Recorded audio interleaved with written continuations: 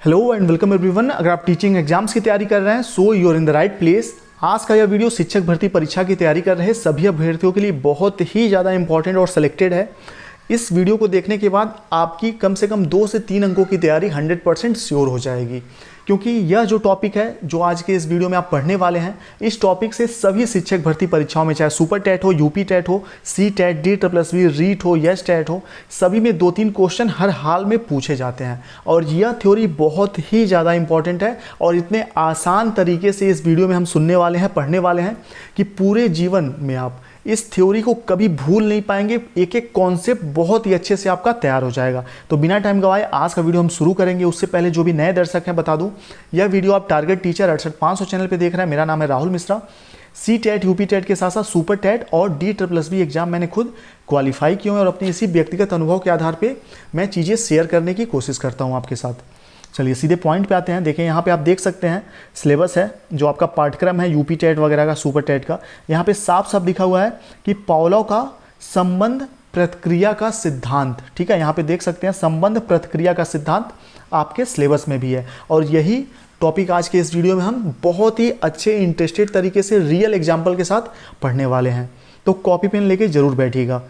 पहले भी मैंने आपके साथ ये चीज़ शेयर किया हुआ है, बताया हुआ है कि किसी भी सब्जेक्ट का हमें विद्वान नहीं बनना, हमें सटीक तरीके से, सही तरीके से तैयारी करना है, जिससे एग्जाम में बहुत ही सटीक तैयारी में अच्छे से अच्छे अंकों से क्वालिफाई हम कर सकें, ठीक है। तो इस वीडियो में भी वही सेलेक्टेड चीज़ें आपको मिलेंगी बहुत ही आसान भाषा में। कुछ बेसिक चीज़ें हैं इनके थ्योरी से संबंधित, वो चीज़ें सबसे पहले हम जान लेते हैं। देखिए पावलोव का जो पूरा नाम है वो क्या है, इनका नाम है I.P. पावलोव, ठीक है, ध्यान रखिएगा। I.P. पावलोव इनका पूरा नाम है और यह एक रूसी मनोवैज्ञानिक हैं, ठीक है, रूसी शरीर मनोवैज्ञानिक, माफ करिएगा, सिर्फ मनोवैज्ञानिक नहीं, यह एक रूसी शरीर मनोवैज्ञानिक हैं और पाचन क्रिया पर इन्होंने बहुत ही गहन अध्ययन किया और उसके फलस्वरूप क्या हुआ कि इत्तेफाकवश या संयोगवश कह सकते हैं कि इन्होंने संबंध प्रतिक्रिया का सिद्धांत प्रतिपादित किया था। और एक चीज़ और नोट करिएगा, इन्हें नोबेल पुरस्कार 1904 में प्रदान किया गया, जो कि बहुत ही इंपॉर्टेंट क्वेश्चन बनता है, यहाँ से आया भी हुआ है एग्जाम में। 1904 में इनको नोबेल पुरस्कार जो प्रदान किया गया था, किस लिए प्रदान किया गया था? संबंध प्रतिक्रिया के सिद्धांत के लिए नहीं, इनको प्रदान किया गया था नोबेल पुरस्कार पाचन क्रिया के गहन अध्ययन के लिए, विशेष अध्ययन के लिए, ठीक है। तो अगर आपसे पूछे इन्हें नोबेल पुरस्कार कब और किस लिए प्रदान किया गया था, तो 1904 में इन्हें नोबेल पुरस्कार प्रदान किया गया। और किसके लिए प्रदान किया गया? पाचन क्रिया के अध्ययन के लिए, ध्यान रखिएगा। और इसी पाचन क्रिया के अध्ययन के दौरान यह जो थ्योरी निकल कर सामने आई है, यह संयोगवश आ गई थी। चलिए आगे बढ़ते हैं। इनके थ्योरी को अन्य कई नामों से जानते हैं, जैसे कि अनुकूलित अनुक्रिया का सिद्धांत, अनुबंधित अनुक्रिया का सिद्धांत, क्लासिकल अनुबंधन का सिद्धांत, ठीक है। और एक चीज़ और याद रखिएगा, पावलोव के सीखने के सिद्धांत का जो आधार है, ये भी एग्जाम में आ सकता है कि पावलोव के सीखने का जो सिद्धांत है उसका आधार क्या है, तो इसका आधार है अनुबंधन। नोट कर लीजिएगा, अनुबंधन जो है इसका आधार है। चलिए, और टाइप एस अनुबंधन भी इसको हम कहते हैं, टाइप एस थ्योरी या फिर टाइप एस अनुबंधन, ठीक, ध्यान रखिएगा। और उद्दीपन को इन्होंने ज़्यादा महत्वपूर्ण माना है। उद्दीपन यानी कि अनुक्रिया और उद्दीपन के बीच में इन्होंने ज़्यादा इंपॉर्टेंट किसको माना है? उद्दीपन को माना है ज़्यादा इंपॉर्टेंट, ठीक है। चलिए नेक्स्ट पेज पे बढ़ते हैं और चीज़ों को और भी अच्छे तरीके से समझते हैं। बेसिक चीज़ें हैं, इसके बाद मेन थ्योरी पे हम नेक्स्ट पेज पे चलेंगे। अनुक्रिया और उद्दीपक, पिछले वीडियो में मैंने बहुत ही अच्छे तरीके से इसको एक्सप्लेन किया था, नहीं देखा आपने थॉर्नडाइक का वीडियो तो नीचे डिस्क्रिप्शन में है, आप देख सकेंगे, इस वीडियो के बाद देख लीजिएगा। अनुक्रिया क्या होता है और उद्दीपक क्या होता है मैंने आपको पहले भी बताया हुआ है, ठीक है। उद्दीपक क्या होता है? उद्दीपक होता है हमारा एम, हमारा टारगेट। जैसे कि आप शिक्षक भर्ती परीक्षा की तैयारी कर रहे हैं तो आपके लिए आपका उद्दीपक क्या है? शिक्षक भर्ती परीक्षा। और उसके लिए अनुक्रिया या रिस्पॉन्स क्या करते हैं आप उसके लिए यूट्यूब पे वीडियो देखते हैं, नोट से तैयारी करते हैं, किताबें पढ़ते हैं। तो किताबें पढ़ना, तैयारी करना यूट्यूब पे अनुक्रिया हो गया, और उद्दीपक क्या है? शिक्षक बनना। और इन दोनों के बीच जब संबंध स्थापित हो जाता है तो उसी को कहते हैं अनुबंधन। यानी कि उद्दीपक को पाने के लिए जब हम अनुक्रिया करते हैं, सटीक अनुक्रिया करते हैं, तो उसे ही अनुबंधन करना कहते हैं। ठीक, समझ चुके होंगे अनुबंधन क्या होता है, कि जब हम किसी टारगेट को, उद्दीपक को पाने के लिए क्रिया करते हैं, अनुक्रिया करते हैं, रिस्पॉन्स करते हैं, तो उसी को अनुबंधन करना कहते हैं। चलिए, उम्मीद करते हैं कि उद्दीपक भी आप समझ गए होंगे, अनुक्रिया भी। अनुक्रिया यानी कि वही क्रिया, अनु को हटा दीजिए, सिर्फ क्रिया तो समझते ही हैं, काम करना, ठीक, रिस्पॉन्स करना किसी भी चीज़ पे। और उद्दीपक को मैंने बता दिया AIM, या फिर टारगेट भी इसको कह सकते हैं आप अपने समझने के लिए। अब देखिए, पावलो ने अपने प्रयोग के आधार पर अनुक्रियाओं को 2 भागों में बांटा है। पावलो ने अपने प्रयोग के आधार पर जो अनुक्रियाएं हैं, जो क्रियाएं हैं, रिस्पॉन्स है, इसको 2 भागों में बांटा है। पहला स्वाभाविक अनुक्रिया और दूसरा अस्वाभाविक अनुक्रिया। क्वेश्चन यहाँ से बनता है, इसलिए यहाँ पे शामिल किया गया है। इस वीडियो में एक एक लाइन जो है उनसे क्वेश्चन बनते हैं, इसीलिए शामिल किया गया है। तो ये पूछा जा सकता है अनुक्रियाओं को कितने भागों में बांटा है, तो 2 भागों में बांटा है, स्वाभाविक अनुक्रिया और अस्वाभाविक अनुक्रिया। ठीक, स्वाभाविक अनुक्रिया जो होती है जन्मजात होती है, ये चीज़ ध्यान रखिएगा, जैविकी प्रतिपेक्ष क्रियाएं होती हैं, और अस्वाभाविक अनुक्रिया जो होती है अर्जित होती है, ठीक है, और मनोवैज्ञानिक होती है। चलिए नेक्स्ट पेज पे चलते हैं। अब जिस पेज पे आप हैं, इस पेज से ही 90% 80% क्वेश्चन इनके थ्योरी से बनते हैं, डायरेक्ट या फिर इनडायरेक्ट रूप से, इसलिए इस पेज को बहुत ही ध्यान से समझने की कोशिश करिएगा। यहाँ पे उद्दीपक को आप समझ चुके हैं, और अनुक्रिया को यानी कि रिस्पॉन्स और स्टिमुलस को आप समझ चुके हैं। उद्दीपक यानी कि आपका टारगेट, आपका एम, और प्रतिक्रिया उसके लिए आप जो काम करते हैं उसको, उद्दीपक को पाने के लिए। सबसे पहले भोजन, यहाँ पर कुत्ते पर इन्होंने प्रयोग किया था, थॉर्नडाइक ने, आप देख सकते हैं इस नेक्स्ट पेज पे। कुत्ते पर इन्होंने प्रयोग किया है पावलो ने, ठीक है, माफ करिएगा, पावलो ने। कभी कभी मुंह से अगर जल्दबाजी में कुछ गलत भी निकल जाए तो आप कमेंट बॉक्स में उस चीज़ को बता सकते हैं, ठीक है, माफ़ी चाहूँगा। वैसे बहुत ध्यान से मैं कोशिश करता हूँ वीडियो बनाने की, लेकिन गलती से जैसे हो सकता है कहीं पे पावलो की जगह मुंह से थॉर्नडाइक निकल जाए, क्योंकि लास्ट वीडियो उसी का था, ठीक, तो इस चीज़ के लिए माफ़ करिएगा। तो पावलो ने जो क्लासिकल अनुबंधन का सिद्धांत दिया था, ये कुत्ते पर प्रयोग करके दिया था। ठीक, कुत्ते को यहाँ देख रहे हैं, यहाँ पे बांधा हुआ है, उसके सामने भोजन रखा जाता है, घंटी बजाई जाती है, और भी तमाम चीज़ें की जाती है, और इसके फलस्वरूप वह क्या करता है, वह लार टपकाता है, लार निकालता है। तो यहाँ पे लार निकालना क्या है, भोजन क्या है, घंटी क्या है, इसी से क्वेश्चन बनते हैं। तो देखिए, सबसे पहले कुत्ते के सामने भोजन रखा गया, ठीक, जो कि स्वाभाविक उद्दीपक था, स्वाभाविक उद्दीपन था। उसके फलस्वरूप उसने रिस्पॉन्स क्या किया, प्रतिक्रिया क्या किया, लार निकाला। ठीक, और लार निकालना क्या है, स्वाभाविक प्रतिक्रिया है, ठीक, जो कि भोजन स्वाभाविक उद्दीपक को देखकर उसने किया। अब फिर उसके बाद क्या किया गया, कुछ देर बाद, कुछ दिन बाद, भोजन यानी कि स्वाभाविक उद्दीपक को उसके सामने रखा गया और घंटी बजाई गई। ठीक है, घंटी उसके सामने बजाई गई, और घंटी बजाना क्या था, कृत्रिम उद्दीपन था। ठीक, भोजन स्वाभाविक उद्दीपन था, घंटी बनावटी उद्दीपन था कह सकते हैं।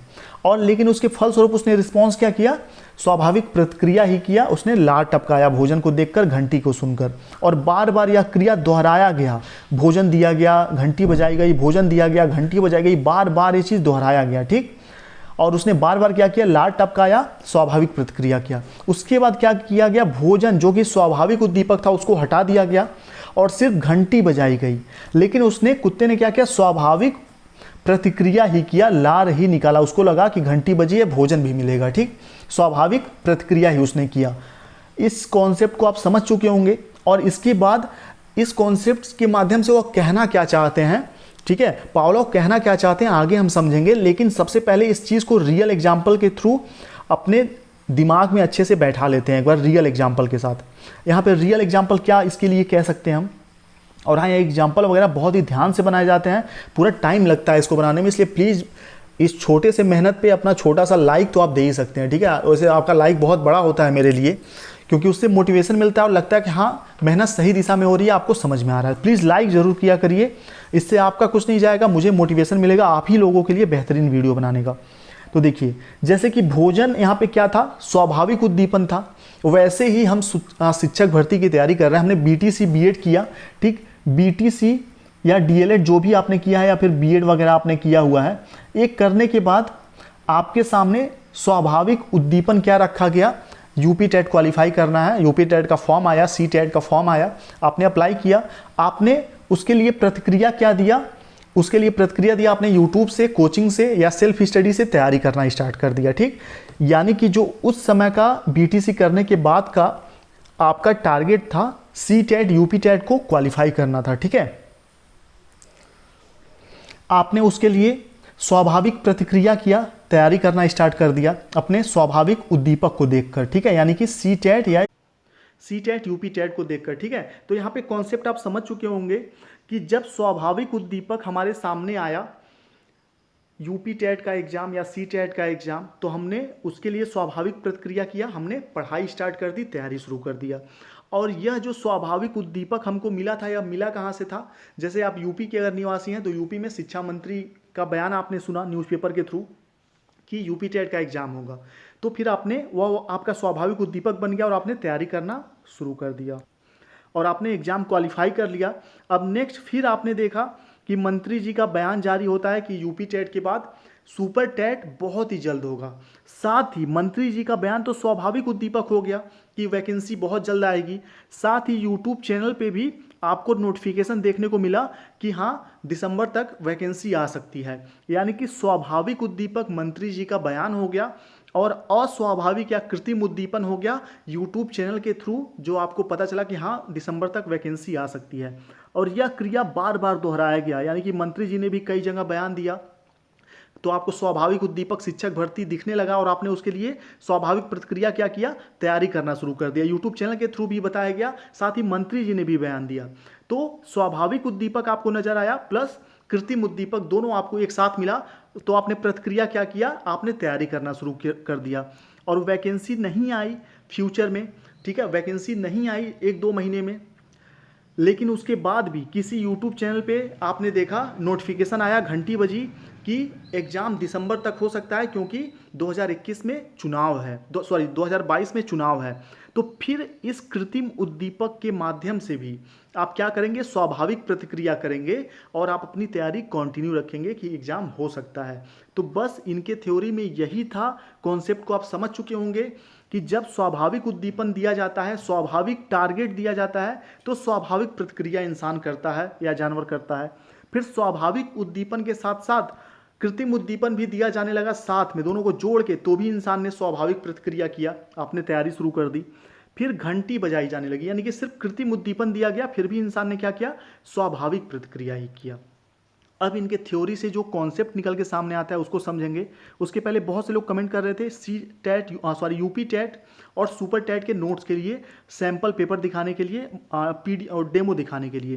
तो मैं बता दूं इस नंबर पे आप 7905352723 पर मैसेज करके सुपर टेट यूपी टेट के नोट्स ले सकते हैं। सुपर टेट की फीस है 499, ठीक है, 499 सुपर टेट की फीस है, लेकिन कंप्लीट हर एक सब्जेक्ट के आपको नोट्स मिलेंगे जो कि बहुत ही ध्यान से, जैसे कि ये वीडियो आपको समझ में आ रहा है अच्छे तरीके से, वैसे ये नोट्स भी बहुत ही अच्छे तरीके से बनाया गया है। यूपी टेट की फीस है 200। इस नंबर पे सुपर टेट यूपी टेट लिख के मैसेज करेंगे तो पेमेंट का डिटेल आपको मिल जाएगा।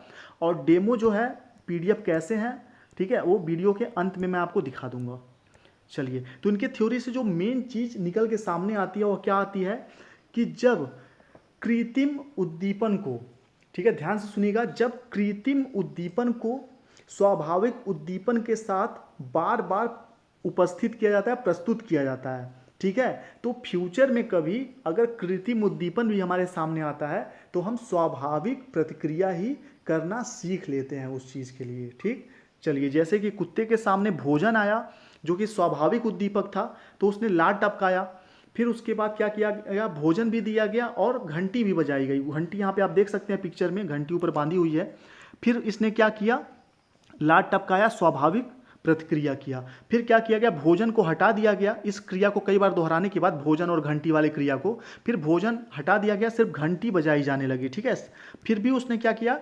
स्वाभाविक प्रतिक्रिया, रिस्पॉन्स ही किया और उसने लात टपकाया। ठीक, तो इंसान अगर स्वाभाविक और कृत्रिम अनुक्रिया को बार बार दोहराता है तो फ्यूचर में वह कृत्रिम अनुक्रिया के प्रति भी स्वाभाविक प्रतिक्रिया करता है, कृत्रिम उद्दीपक के प्रति भी। चलिए, पावलोव के सिद्धांत को आपने अच्छे से समझ लिया होगा।